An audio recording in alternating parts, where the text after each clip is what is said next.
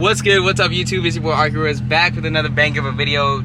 Today I decided to give you guys kind of a rundown, throw it back to the days when I used to watch YouTube like every day in high school before I got my first car, and you used to see a lot of these videos, you know, 5 things I hate, 5 things I love. So I was like, you know what, let's bring it back to the good old days of YouTube. An updated version, 2023, 5 things I hate about my 350Z Worldwide Edition. So let's get straight to it.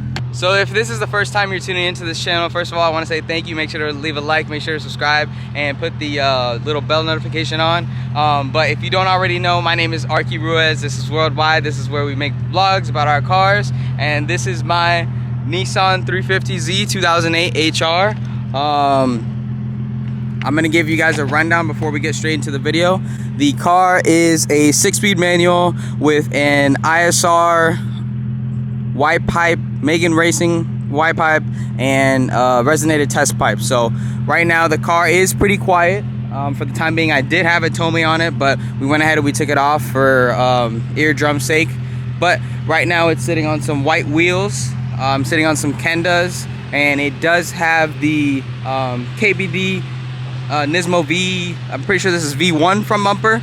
As you can tell, I went ahead and I got some of the little side markers in the road, I guess. I'm not even sure exactly. So this is how the car is sitting right now. As you can tell, the car is pretty low. The actual side skirts and the body kit I have on this car make the car actually sit way lower than it actually really is. If I had everything stock, the car wouldn't really look that low, but now it looks really low. So I like the way it sits. It's a pretty good stance. Like I said, we got the ISR on. But yeah, let's get straight into the video. So if you don't already own a Z, then you would not know of this problem. But if you already own a Z, no matter if it's a 350 or a 370, you already know about this problem. So let's say, for example, you go in and you forget your keys or you forget your wallet in your car, right? You're gonna be walking back, you're gonna be going to your car, looking for that wallet, looking for a set keys or whatever you lost or whatever you left in your car, right? You open the door, you go in to the door, and bam! There you go, you just got absolutely assaulted from the 350Z door. All jokes aside, once you want to actually get in the car, or let's say, for example, you're working on the car, like,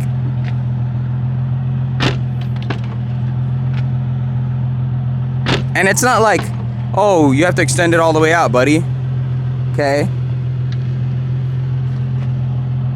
Now it just slams even harder. So yeah, for number 2, we're actually gonna go back in the cockpit, in the actual car, in the interior of the car, and we're gonna look at one of the things that annoys me the most is the cup holders in this car. Now, I am fortunate enough, I have the HR version, and I do have cup holders in my centering. I believe the DEs and the older 350s only have 1 cup holder, if I'm not mistaken. But I have a double cup holder.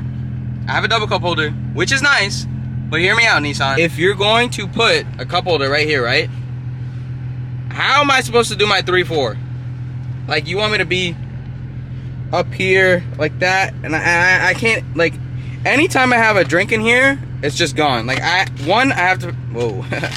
Don't worry about that, you know what I'm saying? But anyways, anytime I'm shifting, I have to go back here for the cup holder, and it still eventually hits. And I'm not a big guy. Like, my arms aren't that big. I'm a shorter guy, so yeah, if you're doing the whole wop, bop, bop, bop, bop, bop, bop, no drinks for you, compadre.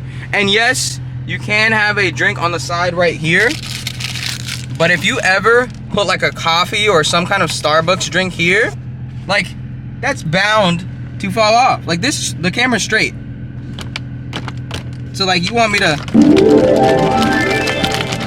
come on, Nissan. Number 3, we're still in the cockpit. Now, one thing I do like about this car is this display, right? This tachometer, which is really outdated, but okay, the car's from 2003. But this over here, why do I need to know my battery's voltage? Like, if, like, I get the miles per hour, that one's actually pretty cool, where you can shift and see 150 miles till empty, mileage, all that kind of stuff. Oil pressure, I guess I understand that. I don't know. And I mean, it's a naturally aspirated car, so okay, oil pressure, fine. But battery voltage, what is that going to do for me? You did this for what? Why not? Why? Why not? Why though? I don't know. I just feel like they could have put something better. Now, don't get me wrong. It's better than the 370s. The 370s have like a clock in the middle, which is absolutely horrendous because, like, bro, that's even more useless than mine. So that's a number 3, which, I mean, that's not really a thing to hate. That's just an annoyance and a little disturbance, but that's nothing too big of a deal on that one. All right, so that was number 3. And I'm going to include this one in number 3 because I don't think it really counts because it doesn't bother me as much because I don't really need this. But one thing that does bother me is trunk space. Now, keep in mind, I do have a sub set up, but even so, there's not that much room in here. Like, even if the sub isn't there, there's really not that much room in here. Like, right now, this is perfect for me when I go in and I travel and I go to my meets. I put my duffel bag, I put my camera bag, laptop bag, everything's perfect. This is perfect for the person that is always traveling solo and is doing his own thing. Now, if you have anything, like, especially if you ever travel with a female, never recommend going in this car unless it's only for a day, because this will get filled up in 2 seconds and all you'll hear is complaints. So definitely don't recommend. Don't do it. While we're in the back of the car, another thing that does annoy me, this actually annoys me more than anything I've mentioned in the list, is the actual trunk setup release. So once you hit this trunk setup release, it's supposed to, oh, of course, now it's working. So that's how it's supposed to work, right? Essentially. Oh, you motherfucker. Anyways, there's times where this actually doesn't go all the way up and it gets stuck and you're like, oh, pull in it, and then you have to pull it again.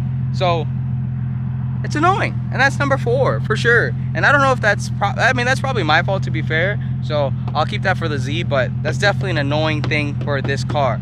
Number 5, I would say, would have to be a sound. It's something I kind of hate.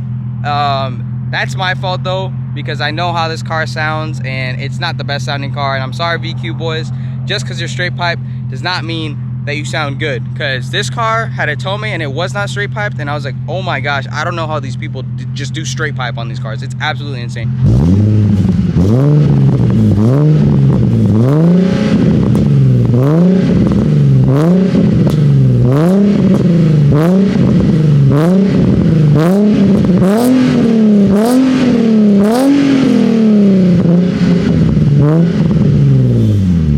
Like I said, it doesn't sound bad. It is, I think this is maybe one of the best sounding setups you could go for in this car without being extremely loud with the Tome. And then another mix with number 5. Once you start actually working on this car, I don't know if it's me, but I feel like a lot of the plastic clips in these cars break. And my car's an 08, so it's 5 years newer than an 03, which is the first year that this car came out. So if you're getting an 03 and my clips are breaking so easily, like, for example, when I took off this A-pillar to do my Starlights, like, now it's just, and I have a fix for it. It's just really annoying and obnoxious that I can't take the clips off without having to break it. But that would be the 5 things I really hate about the Z. And that's like such minimal things. And that's why I absolutely love this car, is because everything I hate about the car is either 1, I can fix it really easily, 2, my fault, or 3, it's just something really silly and stupid that it's like it doesn't outweigh the good of the car with the bad. So that's 5 things I do hate about the car. But we're gonna get into 5 things I absolutely love about this car, and there's a lot of things I love about this car. First things first, out of the number 1 things I love about this car, we're staying in the interior, and it's the interior itself. I think that this interior has aged really well, and I feel like there's a reason they're still kind of using a lot of the remnants in the actual 400Z itself. The actual seating itself is beautiful. Like, I feel like when I sit in this car, like, I'm ready to go, and I don't even have a bucket seat. So once I get a bucket seat, this car is literally like a little, it feels like I'm getting in a big man's go-kart. Whenever you go into the go-kart tracks and you're with your boys or anything, this is what this car feels like. It is so fun. If you get the automatic, shut the fuck up, because you need to get the manual. There's nothing like driving a 350Z 6-speed manual. It's so fun, especially in HR, because it has the power to slide and it has the amount of reliability to slide, which is really key and important, which I feel like a lot of these people that are getting into builds and stuff really miss out on. Number 2, what I love about this car. This one is another thing that is personally my mod and why I love it, and it's these absolutely sick JDM S-Spec taillight. Like, these look absolutely baller. Like, I just absolutely love the look of this car, and the taillights tie it in so nicely with the look that I'm going for that it makes me love this car even 10 times more. Like, absolutely baller. It looks like like, when I see this car, I'm like, yo, this is literally a baller right here. Like, this, to me, if I would have saw this in high school, I would have fell in love with this car. The ones I saw in high school made me hate the Z's. I was like, oh my gosh, those are shit boxes. And I had such a bad perception and view on Nissan 350Zs because of people's horrible builds in my community. And now that I built this beautiful ass car, I hope I have the opposite in my community. And people are like, I want a Z because this one's so beautiful and I know I can make one beautiful. And this one didn't come like this. Like, I built this to look like this. Like, we wrapped it, we did the wheels, we did the taillights, we did the turn signals, we did the front bumper, we refinished a whole bunch of things on this car. The interior is completely different than when I bought it. So I'm gonna put a picture right here so you can see what this car used to look like. And compared to what it looks like now, it's absolutely insane. If you guys go back to my video of picking this car up, like, honestly, when I picked this car up, I was like, I don't even know if this is the right decision, but I'm gonna wing it. And hands down, one of the best car decisions I've ever made so far in my life. So yeah, it's absolutely the taillights and how they tie into the whole look of this car. That's number 2 for me. Number 3 is a big one, and I've gone over it, like, I think almost 4 times in this video already, and it's the absolute reliability of this car. This car is so freaking reliable, and it's not like I have a low mileage Z. A lot of people are like, oh, he beats on it because it's low mileage. He does this because it's low mileage. Nah, bro. It's got 152,000 miles. Just has extremely good maintenance. Like, it has, I believe the last owner said he did the gallery gaskets, so hopefully that's true. If not, and we'll end up going down that road either way. We have done our oil changes up to date, and we have done our maintenance, and the person before this also did their maintenance. So that's really key into buying these cars. If you're ever looking for a 350Z, is don't go out and go buy one that's already tuned, it's already been sliding, it's already been doing this, because more than likely, if you're buying one that's just like a little takeover Z, that car has been beat to the ground, and there's a reason they're selling it. That's another thing I absolutely love about this car, is how reliable it's been. That car has that many miles, and I've driven it 300 miles away to Miami, 300 miles away to Orlando, multiple times in several occasions, and it's never left me stranded yet. Number 4, we're going back to the interior of why I like this car. It's the actual dash itself. I already told you guys how much I love this actual dash, and I just think it's cool that they separated the actual RPMs in the middle, miles per hour on the right, and then the temperature and the gasoline on the left. It's nice to have the RPMs in the middle because it definitely makes it feel way more sporty and way like ready to go. Car feels so much better.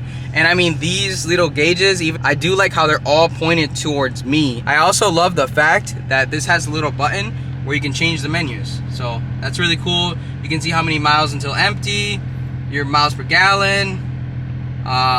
You can do your track times if you're into that. So the little rev light, so I can change this so the rev light changes when you have to shift. Change it down to 2500.